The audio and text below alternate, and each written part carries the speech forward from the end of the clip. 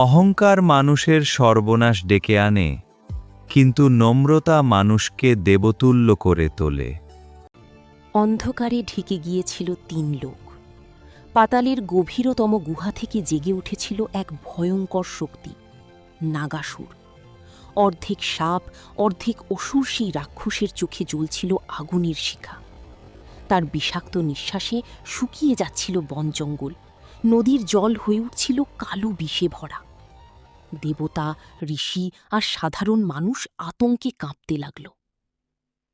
স্বর্গলোকে দেবতারা একত্র হয়ে শরণ নিলেন ভগবান বিষ্ণুর কাছে। ক্ষীরসাগরে অনন্তনাগের উপর শয়ান ভগবান বিষ্ণু ধীরে ধীরে চোখ মেললেন।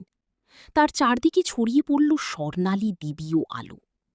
শান্ত কণ্ঠে তিনি বললেন, অধর্ম যতই শক্তিশালী হোক, ধর্মের জয় হবেই। মুহূর্তেই গরুরের পিঠে আরোহণ করে তিনি বজ্রের গতিতে ছুটে গেলেন নাগাসুরের অন্ধকার রাজ্যে। আকাশ কালো মেঘে ঢেকে গেল, চারদিকে শুরু হল ভয়ঙ্কর ঝড়। নাগাসুর গর্জে উঠল, এই বিশ্ব এখন আমার, কেউ আমাকে থামাতে পারবে না। তার বিশাল ফনা থেকে বেরোতে লাগল আগুন আর বিষের ঝড়। পাহাড় ভেঙে পড়তে লাগল, নদীর জল ফুটতে শুরু করল। কিন্তু ভগবান বিষ্ণু শান্তভাবে তাঁর সুদর্শন চক্র আহ্বান করলেন। মুহূর্তেই চক্রের আলোয় আলোকিত হয়ে উঠল সমগ্র আকাশ। নাগাসুর বিশাল সাপের রূপ নিয়ে বিষ্ণুর দিকে ঝাঁপিয়ে পড়ল।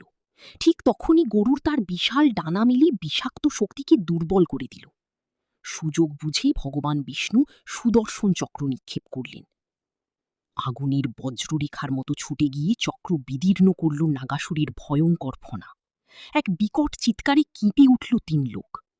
ধীরে ধীরে ছাই হয়ে বিলীন হয়ে গেল নাগাসুরের দেহ। আকাশে ফিরে এলো আলো। দেবতারা ফুল বর্ষণ করতে লাগলেন, আর ভগবান বিষ্ণুর কণ্ঠ প্রতিধ্বনিত হল সমগ্র বিশ্বে। অবশেষে নাগাসুরকে বধ করে দেব লোক ও জগৎ লোককে রক্ষা করল ভগবান শ্রীবিষ্ণু। ধর্মের পথে চললে বাধা আসবেই, কিন্তু শেষ পর্যন্ত জয় সত্যেরই হয়। ভক্তের ডাকে আমি সর্বদা সাড়া দিই, কারণ ভক্তি আমার সবচেয়ে বড় শক্তি।